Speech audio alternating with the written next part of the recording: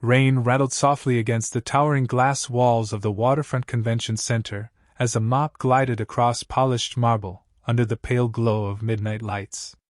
The building was nearly empty, yet the vast atrium still hummed with the distant vibration of air-conditioning ducts hidden behind steel beams 30 feet overhead. Reflections shimmered across the floor like liquid silver. At the center of that enormous space moved a man most people never noticed. His name was Elias Ward. What had forced a man with eyes that carried the weight of unfinished stories into a maintenance uniform no one could have guessed. He pushed the mop slowly, methodically, as though every movement had a purpose beyond cleaning. His navy work shirt was neatly pressed despite the late hour. His boots were worn but carefully maintained. The name tag on his chest had faded around the edges from years of use. Beneath the fluorescent lighting, a narrow black tattoo disappeared beneath the sleeve of his right arm. Most employees never asked about it.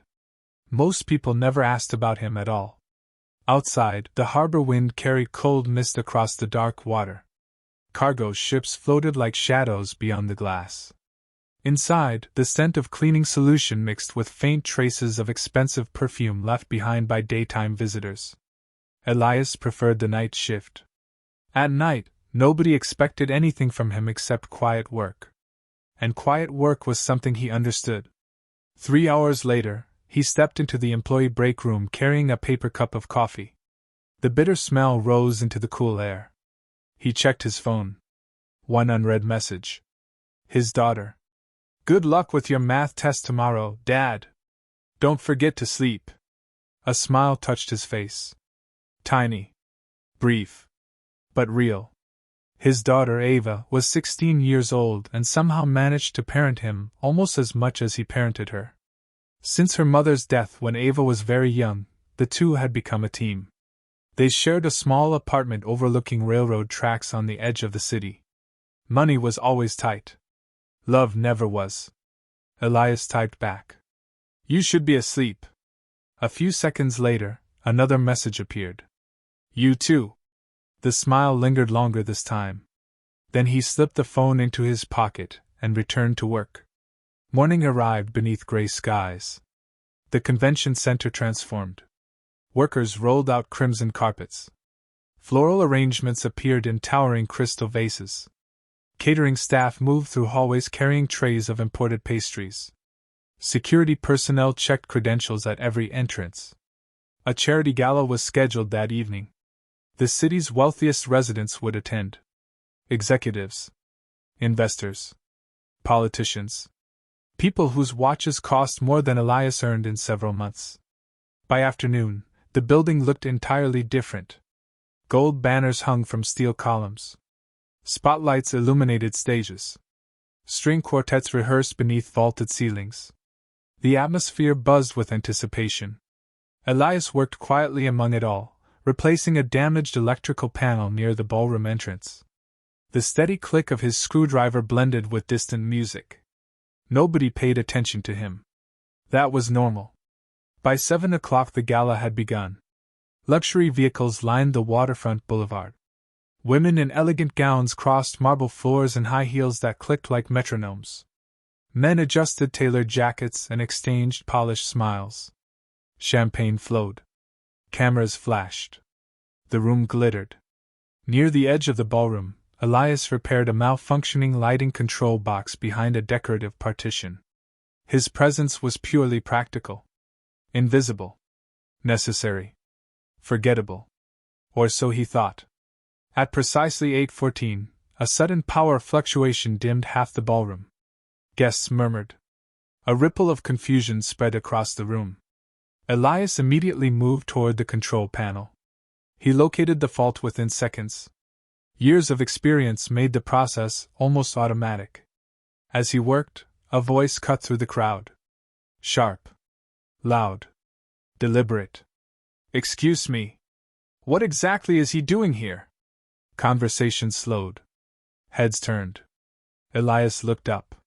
Standing nearby was Victor Hale, the billionaire developer, chairman of the Convention Center Board, one of the most powerful men in the city. Victor stood beneath a chandelier that cast warm light across his expensive suit. Confidence radiated from him like heat. He stared directly at Elias. Who authorized maintenance staff inside the VIP section during an event? Victor asked loudly. A manager hurried forward. Mr. Hale, he's fixing. Victor raised a hand. The manager fell silent. The room grew noticeably quieter. Elias stood calmly, holding a screwdriver. Nothing more. Victor smiled. Not kindly. The smile of someone accustomed to never being challenged.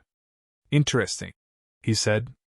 I spend millions creating a world-class venue, and somehow guests still end up looking at janitors. A few nervous laughs emerged from nearby tables. Elias said nothing. Victor stepped closer. You people always wander where you don't belong. The words landed heavily. Witnesses shifted uncomfortably. Several employees lowered their eyes. Victor continued. If a man spends his life cleaning floors, perhaps he should learn to stay on them. More laughter. Crueler this time. Elias felt every eye in the ballroom settle onto him. The marble floor beneath his boots suddenly seemed very far away. Yet his face remained calm. His pulse quickened. His jaw tightened. But outwardly he revealed nothing. Years earlier he might have responded. Years earlier he might have defended himself. Now he simply listened. Victor studied him. Almost disappointed. Nothing to say? Silence. Heavy silence. Then Elias spoke. His voice was steady. Respectful. Controlled. The lighting system is operational now, sir. The simplicity of the response somehow made the humiliation worse. Victor shook his head with amusement. Remarkable. Not even enough ambition to be angry. The crowd laughed again. Then Victor turned away. Dismissed him. Just like that. The room resumed breathing. Music returned. Conversations restarted. The gala continued. But something had changed. The humiliation lingered in the air long after the laughter faded. Elias quietly gathered his tools. No protest. No argument. No scene. Only dignity. A few minutes later he stepped outside onto a balcony overlooking the harbor. Cold wind brushed against his face. The smell of salt water drifted through the darkness. Below, waves struck concrete pilings with rhythmic force. He rolled back his sleeve and looked at the tattoo on his wrist. A faded black design. Half of a symbol. Incomplete. A reminder of someone he had lost long ago. Someone he still thought about when the world became too loud. For several moments he stood alone. Breathing. Remembering. Enduring. Then he heard footsteps behind him. Small footsteps. 2 sets. He turned. 2 girls stood near the doorway. Identical. Perhaps 10 years old. Twin sisters. Both staring at his wrist with wide eyes. Neither spoke at first. The wind whistled softly through the railing. The harbor lights shimmered below. Finally one girl swallowed hard. Then she pointed toward the tattoo. And asked a question that instantly drained the color from Elias Ward's face. Are you our dad? The second girl stepped forward. Her voice barely above a whisper. Our mom has a tattoo just like yours. The cold harbor wind swept across the balcony as the 2 girls stood beneath the glow of recessed ceiling lights, their identical faces fixed on the faded tattoo visible on Elias Ward's wrist. For a moment he simply stared. The sounds of the gala behind them seemed to recede into the distance. The laughter. The music. The clinking glasses. All of it became muffled beneath the sudden roar of his own heartbeat. The girls could not have been older than 10. They wore matching navy dresses trimmed with silver stitching. Their dark hair was tied neatly behind their heads. Rain-speckled reflections shimmered on the glass doors behind them.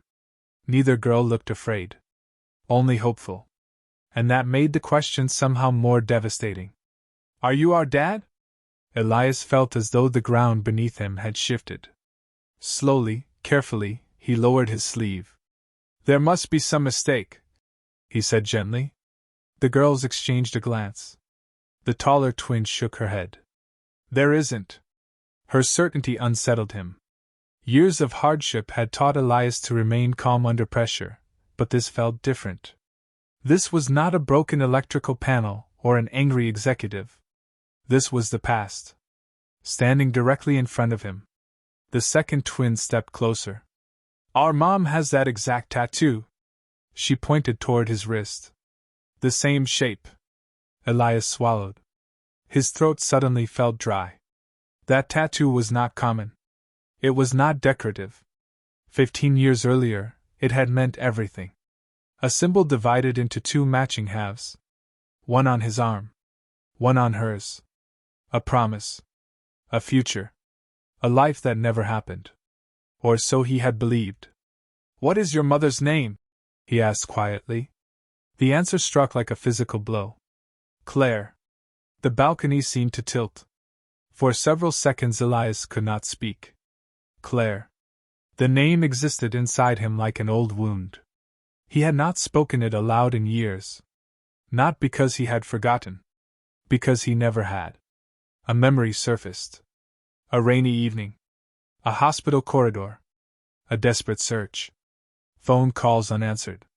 Then silence. Months becoming years. Questions becoming scars. The twins watched him carefully. The taller one finally asked, You know her, don't you? Elias looked toward the dark water. His reflection stared back from the glass. Older. More tired. But suddenly carrying a flicker of hope he had not felt in over a decade. Tell me about your mother. The girls brightened immediately. Children always recognize genuine interest. Their words tumbled out quickly. Their mother lived across the state. She worked as an art teacher. She raised them alone. She never spoke much about their father. But she kept an old photograph hidden inside a wooden box. A photograph of a man whose face looked remarkably familiar. Elias listened. Every detail tightened something inside his chest. Then came the detail that truly shook him. Mom still wears the tattoo, one twin said. Every day. The other nodded. She touches it when she's sad. Silence settled over the balcony. Heavy. Meaningful. The kind of silence that seemed to contain entire years. Elias closed his eyes briefly. Claire was alive. The realization felt almost impossible. For 15 years he had carried a story built around loss. Now the foundation of that story was cracking apart. The girls reached into a small handbag. One of them removed a folded photograph. Mom sent us to find you. Elias froze. What? The photo was extended toward him. His hand trembled slightly as he accepted it. The image showed a woman standing between the twins. Older. Mature. But unmistakably Claire. Time had changed her. Not erased her. The sight stole his breath. The same eyes. The same smile. The same quiet strength. His thumb brushed the edge of the photograph. 1,000 memories surged forward. Dreams abandoned. Promises unfinished. Questions unanswered. And one impossible realization. The twins were real. Claire was real. This was real. Then one of the girls said something that made the situation even stranger. Mom said if we found a man with that tattoo, we should tell him she never stopped looking. Elias stared. The harbor wind carried the scent of rain across the balcony. Inside the ballroom, applause erupted from the gala stage. But outside, another world had begun. A far more important one. What do you mean she looked for me? He asked. The twins exchanged uncertain glances. We don't know everything. Mom doesn't tell us much. But she always said somebody made sure you disappeared. The words landed with unsettling force. Somebody made sure you disappeared. Elias felt a chill unrelated to the weather. His memories were incomplete. There had been confusion after the accident. Missing reports? Messages that never arrived. People who suddenly stopped returning calls. At the time, grief had made everything difficult to understand. Now those fragments felt different. Suspicious. Dangerous. Before he could ask another question, the ballroom doors opened. A security supervisor emerged. Behind him came several event coordinators. And behind them, Victor Hale. The billionaire's expression was relaxed at first. Then he noticed the photograph in Elias's hands. Everything changed. The shift lasted less than a second. Most people would have missed it. Elias did not.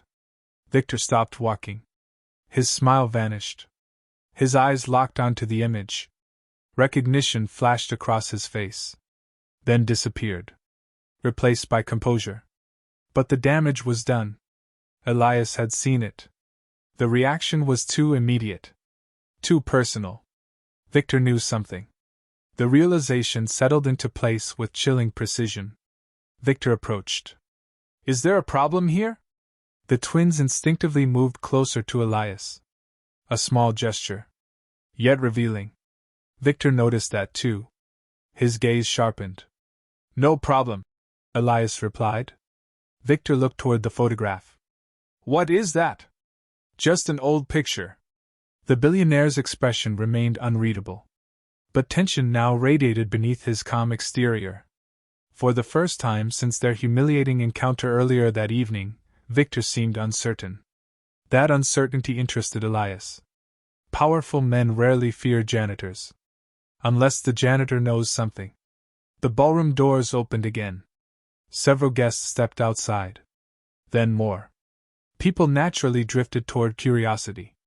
Soon a small crowd had formed. The twins stood beside Elias. The photograph remained in his hand. Victor stood opposite him. The contrast was impossible to ignore. One man wore a maintenance uniform. The other wore a suit worth thousands of dollars. Yet something fundamental had shifted. Hours earlier Victor controlled the room. Now people watched Elias. Questions spread. Whispers followed. The atmosphere changed. A pressure building beneath the surface. One guest finally asked, "What's happening?" Nobody answered. The silence lingered, growing heavier. Then one of the twins spoke clearly enough for everyone nearby to hear. "We think he's our father." The words landed like thunder. Conversation stopped instantly. Heads turned. Even the nearby music seemed distant. The room went silent. Truly silent. The kind of silence that arrives when reality suddenly becomes more interesting than performance. Victor Hale's face tightened. Only slightly. But enough. Elias noticed. And for the first time all evening, the billionaire looked like a man who had just remembered something he desperately wished had stayed buried. The twins moved closer. The photograph remained visible. And somewhere deep inside Elias Ward, a question began taking shape. If Claire had spent 15 years searching for him, who had spent 15 years making sure she couldn't find him?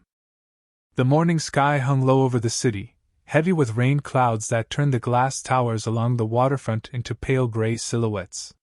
Commuters hurried beneath umbrellas. Traffic hissed across wet pavement.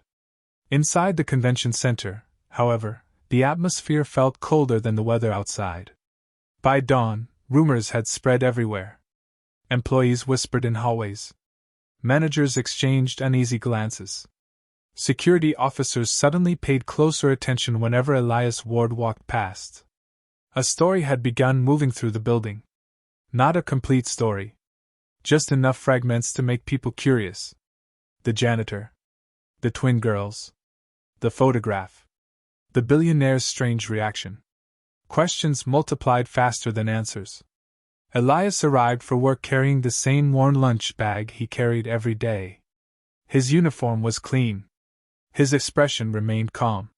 Yet beneath that calmness, thoughts churned relentlessly. He had barely slept.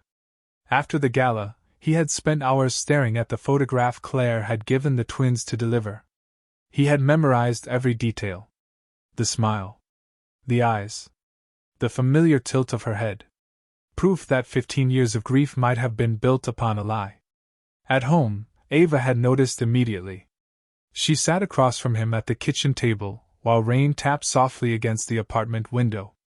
"What happened?" she had asked. Elias rarely hid things from his daughter.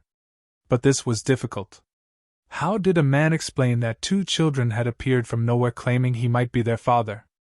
How did he explain a woman he had spent 15 years mourning? He told her as much as he could. And Ava listened. Quietly.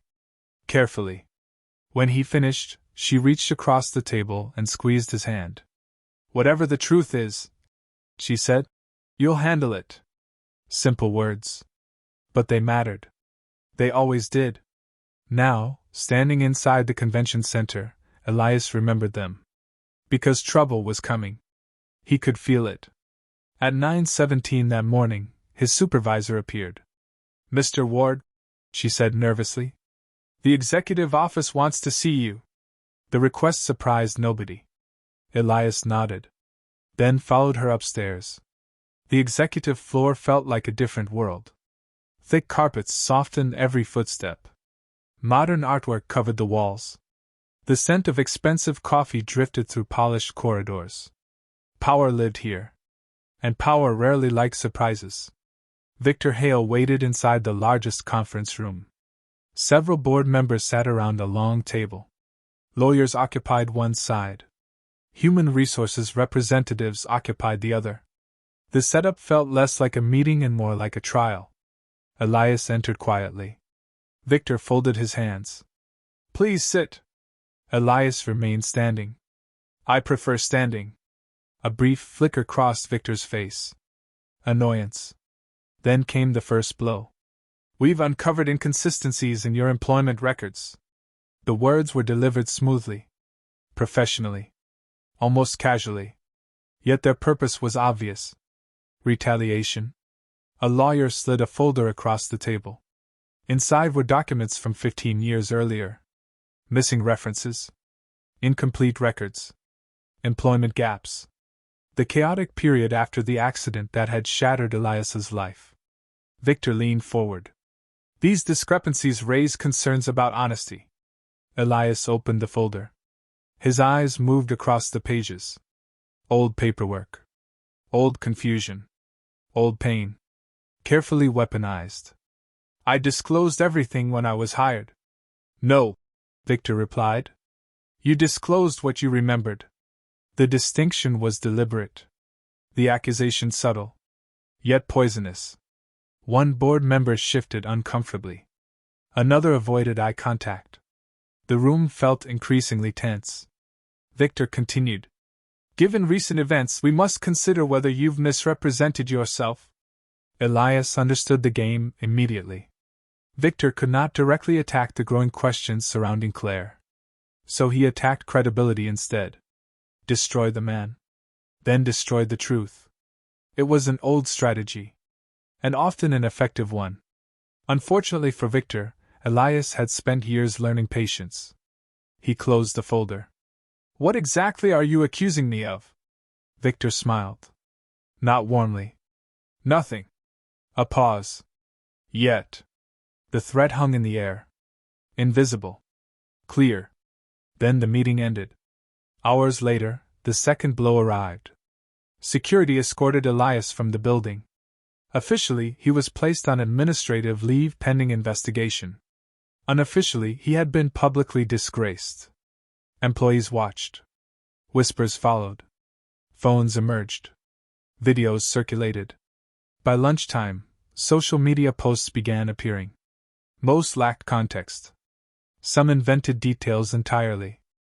The internet rarely cared about truth. Only attention. Elias drove home beneath dark skies.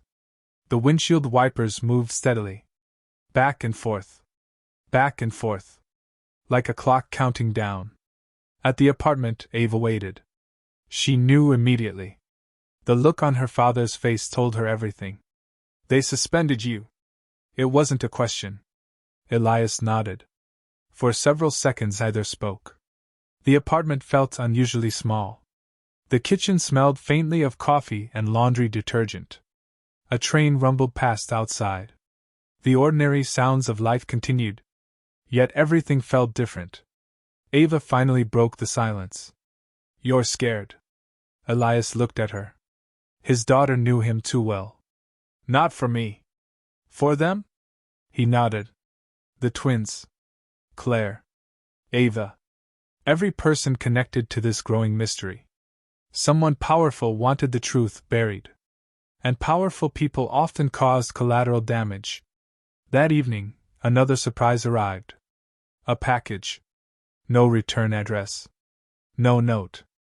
Only a small cardboard box left outside the apartment door. Elias carried it inside. Ava stood beside him. Carefully, he opened it. Inside lay an old cassette recorder, several photographs, and a sealed envelope. His pulse quickened. The photographs showed the accident site from 15 years earlier. Images he had never seen. Images that should not have existed. Then he opened the envelope. A single sentence had been typed onto plain paper. The official report was false. Nothing else. No signature. No explanation. Ava stared. What does that mean? Elias didn't answer immediately. Because he already suspected. The accident had always contained gaps. Missing details. Conflicting timelines. Witnesses who vanished. Records that disappeared. Back then, grief had prevented him from digging deeper. Now those old inconsistencies suddenly looked like evidence. He examined the cassette recorder. A label was attached. Handwritten. One date. 15 years old. The same date as the accident. His hands trembled slightly. Not from fear. From anticipation. Whatever existed on that recording might explain everything. Or destroy everything. Slowly, he pressed play. Static crackled through the speaker. Then voices emerged. Distant. Muffled. Yet recognizable enough. A conversation. Two men arguing. One voice belonged to a former city official. The second voice stopped Elias cold. Victor Hale. Younger. But unmistakable. The recording continued. Words emerged through the static. Fragments at first. Then complete sentences. And with each sentence, the truth became darker. Far darker. The accident had not been random. Information had been concealed. Witnesses had been pressured. Reports had been altered. Money had changed hands. The room seemed to shrink around him. Ava sat frozen, unable to look away. Then came the final revelation. The reason Claire and Elias had lost each other. The reason messages never arrived. The reason searches failed. Someone had intentionally separated them. To protect a deal worth millions. Silence filled the apartment. A crushing silence. The kind that arrives when a lifetime of assumptions collapses. At last Ava whispered, "Oh my God!" Elias stared at the recorder. Years of grief. Years of loneliness. Years of unanswered questions. All leading here. But before he could process the full weight of what he'd heard, his phone vibrated. An unknown number. He answered. A woman's voice came through the line. Breathless. Urgent. Terrified. Elias. His heart stopped. It was Claire. For the first time in 15 years. And the first words she spoke were enough to turn hope into dread. They know we've found each other. A pause. Then. You need to disappear. Right now. A cold rain drummed against the courthouse windows as dawn spread a pale silver glow across the city, and for the first time in 15 years, Elias Ward sat across from Claire Morgan.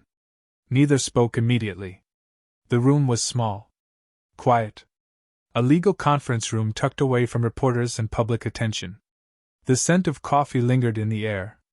Outside the glass, attorneys moved through hallways carrying folders and briefcases. Inside, time seemed suspended.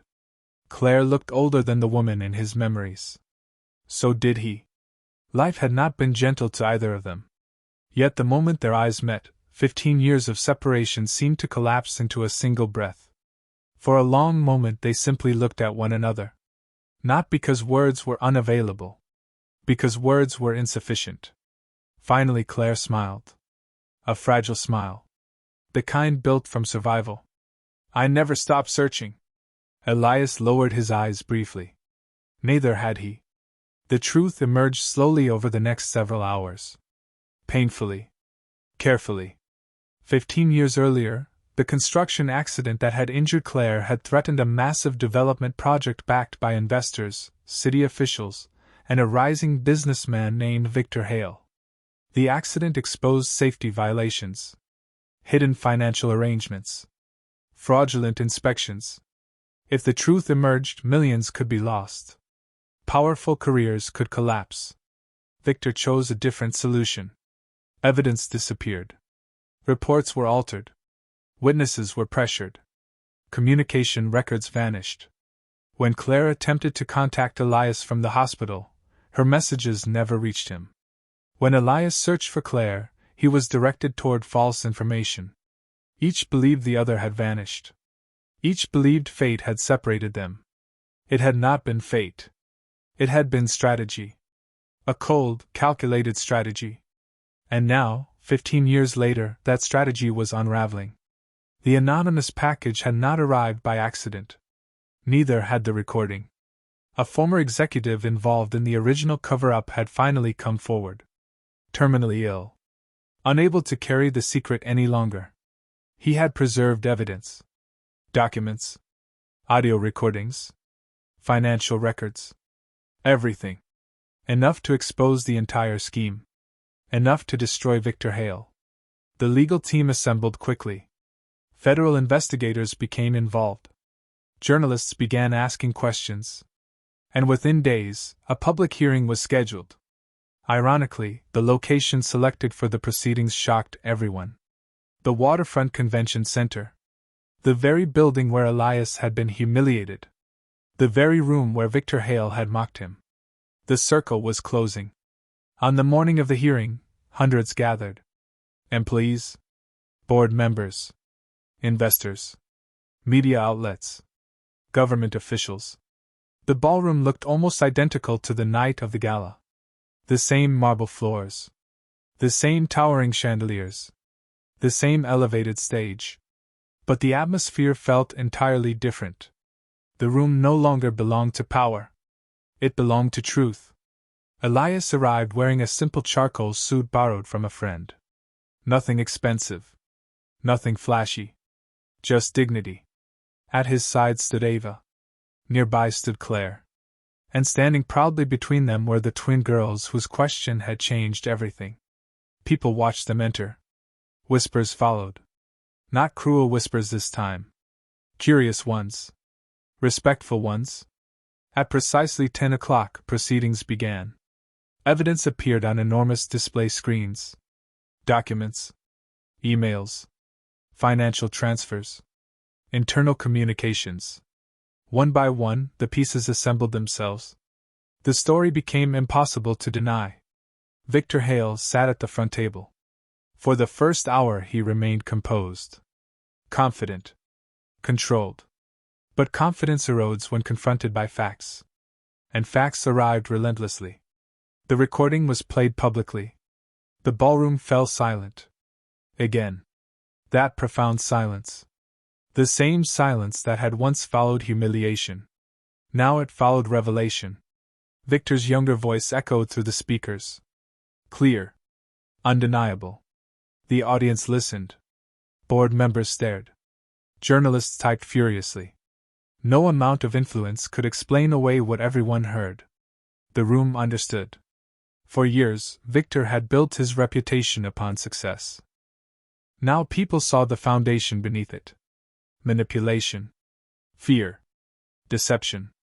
When the recording ended, nobody applauded. Nobody spoke. The silence carried more weight than outrage ever could. Then investigators presented the final evidence.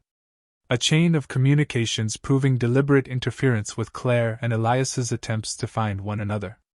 15 years stolen. Not by accident. By choice. Victor's choice. For the first time all day, the billionaire looked afraid. Truly afraid. The chairman who once commanded every room now seemed small beneath the chandeliers. A man stripped of certainty. A man confronting consequences. Eventually he stood. His voice lacked its former strength. You don't understand how much was at stake. The statement echoed across the ballroom. No one responded. Victor looked around desperately, searching for support. Finding none. Then his eyes settled on Elias. Perhaps he expected anger, resentment, triumph. Instead, he found calm. The same calm that had frustrated him from the beginning. Elias rose slowly. Every eye followed him. The janitor, the maintenance worker, the man nobody noticed. Victor stared. "What do you want?" he asked. The question revealed everything. Victor still believed the conflict was about power, about winning, about revenge. Elias shook his head, then answered quietly. "The truth. Nothing more. Nothing less." The simplicity of the response landed harder than any accusation. Because it was honest. Hours later, the board formally removed Victor Hale from every leadership position he held. Regulatory investigations expanded. Criminal inquiries followed. Civil lawsuits emerged. The empire he spent decades constructing began collapsing under the weight of its own hidden foundations. Justice moved forward. Methodically. Legally. Publicly. Exactly as it should. As the hearing concluded, people slowly began leaving. The ballroom emptied. The noise faded. The cameras disappeared. At last only a handful remained. Elias stood near the same balcony overlooking the harbor. Rain had stopped. Sunlight finally broke through the clouds. Golden reflections danced across the water. The city seemed brighter, lighter, as though something heavy had been lifted. Footsteps approached. Small footsteps. Familiar footsteps. The twins. They stood beside him. Ava joined them. Then Claire. An awkward silence followed. Not uncomfortable. Just new. Families are not rebuilt in a single day. Trust takes time. Relationships take patience. Lost years cannot be recovered. But futures can still be written. One of the twins slipped her hand into his. The gesture was simple. Instinctive. Elias looked down. She smiled. "So?" she asked softly. "Are you our dad?" Emotion tightened his throat. For a moment he could not answer. Then he looked at Claire. She nodded gently. Tears glimmered in her eyes. Not tears of grief. Tears of arrival. At long last, Elias smiled. A real smile. The kind that reaches the eyes. The kind built from truth. "Yes." The twins threw their arms around him. Ava laughed through tears. Claire covered her mouth. The harbor wind carried the scent of salt water across the balcony. For the first time in many years, Elias allowed himself to stop carrying the weight alone. Weeks later, he was offered a new position overseeing facilities operations for the entire convention center. A role that matched his ability, his integrity, his leadership. He accepted. Not because he needed recognition. Because he had earned the opportunity. The uniform changed. The title changed. But the man remained the same. Patient. Grounded. Quietly strong. And as the sun settled over the harbor one evening, Elias stood with his family watching light ripple across the water that had witnessed both his loneliness and his redemption. Some men spend their lives being overlooked, yet dignity has a way of surviving where status cannot. Because in the end, a person's true worth is not measured by who notices them, but by who they remain when no one does.